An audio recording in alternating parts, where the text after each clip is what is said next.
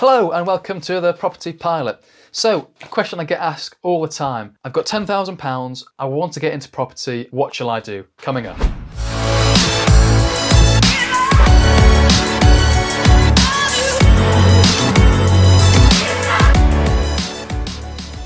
Okay, welcome back. I was supposed to be flying to Ostend in Belgium today, but the weather over the channel is absolutely terrible. So here I am giving a video about what to do if I had £10,000 and how to get into property. Now, I get this question all the time, I've got maybe 10,000 or 15,000, 20, sometimes £20,000, that kind of range. And what do I want to do? What would you recommend, Marco? And here I've been brainstorming some really good ideas, and these ideas you won't find elsewhere. I've really gone outside the box here, and we've got 5 or 6 things I want to talk about today, all differing in terms of their risk and in terms of the money and time you need to put in to actually deliver a return.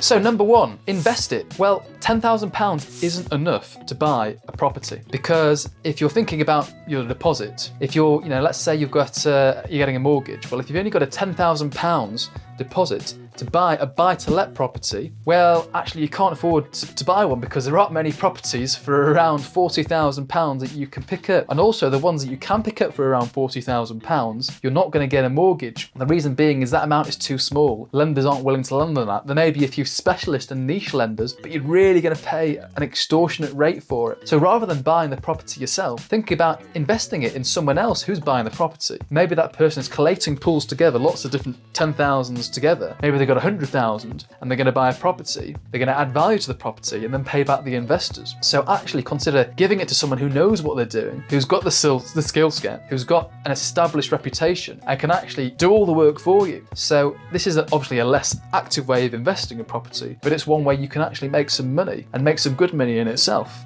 Okay, so the second thing you could do with £10,000 to get into property is to actually invest it in yourself. Invest in maybe some kind of education or training or even coaching or mentoring, because that money that you're investing in yourself will help you fast track and scale your property journey. If you don't invest in yourself, you're going to make those mistakes and failures. Whereas if you can learn from other people that have failed, they can pass on those lessons that they've learned to yourself, and you can scale that journey that maybe will take you 10 years by yourself to 2 years with some help and with some training. And again, as I mentioned before in the channel, you don't actually need that much money to make money in property, because you can use time or you can use your skill set to your advantage, and you can use other people's money. But in order to get to that level, you have to be proficient in your skill, you need to be confident, and you need to know how to actually raise money from investors. And by doing that, no better way to get trained up, to get educated, maybe bring on a coach, very big on someone who's mentored other people at a similar stage before. Okay, third thing we're going to talk about is rent to rents. A rent to rent, it's basically where we're renting a property, doing something to it, and renting it on. And the nice thing about rent to rent is we're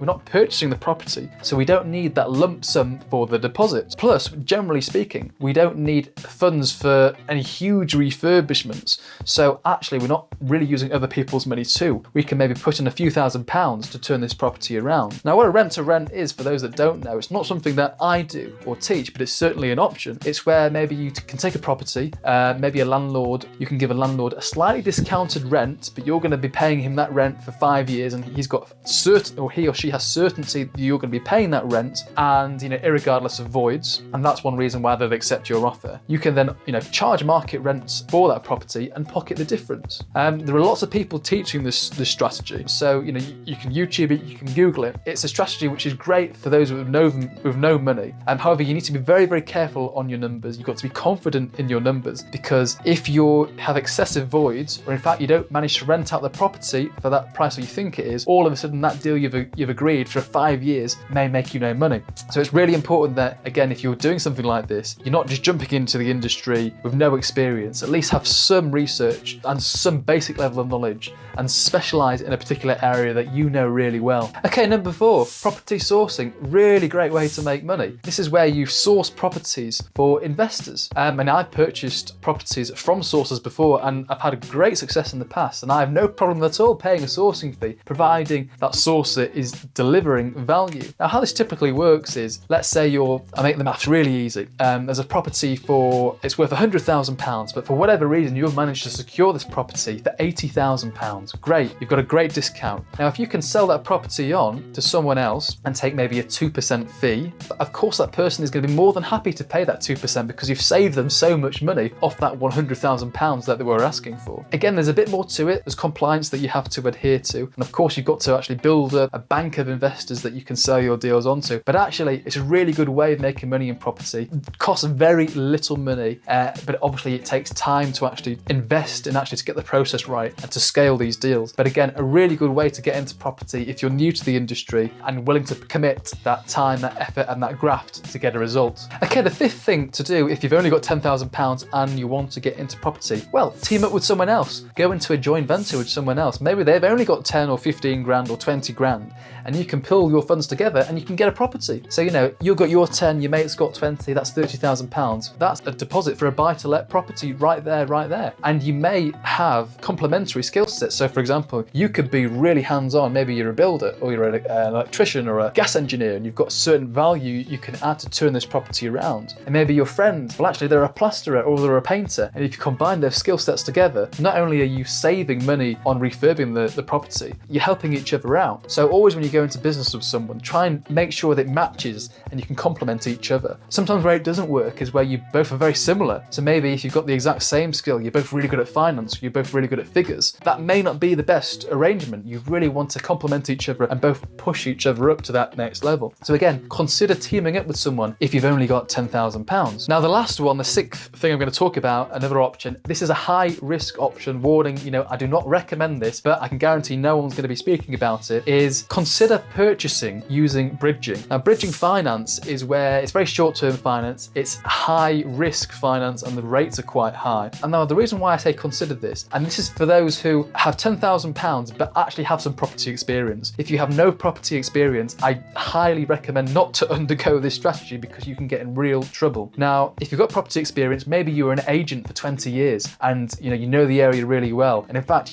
now's the time for you to get into property and embark on your adventure. Well, actually there, you've got so much experience, you've got so much wealth and knowledge of property that, actually this option may not be too bad. And let's go back to our previous example. Let's say there's a property, it's worth £100,000. If you've managed to secure that deal for £80,000, you could get a bridging lending on that. And what they can do is they can actually lend based on not the purchase price, but maybe the market value of that property. And they can lend, a specific loan to value. So let's say they could loan, 70% of the market value, which is £100,000. They can loan 70,000. You have agreed the price to purchase this property at £80,000. Well, that only needs £10,000 to make the deal happen, right? Now, of course, you're going to be paying interest rates on a monthly basis normally on bridging finance. That's one thing you have to, figure out. Is the property actually being rented out in the meantime? In which case, can it cover that bridging mortgage cost every single month? Or actually, are you refurbing the property and you plan to exit the bridge by sale or something like that? So as long as you have your exit strategy from that bridging finance already planned and thought about ahead, and providing you have really good experience within property, there's ways of de-risking this type of strategy. But again, not one I recommend for those getting into the industry. And the reason being is if you haven't actually worked on your exit strategy and you're not confident on your figures, that debt can end up rolling up quite quickly.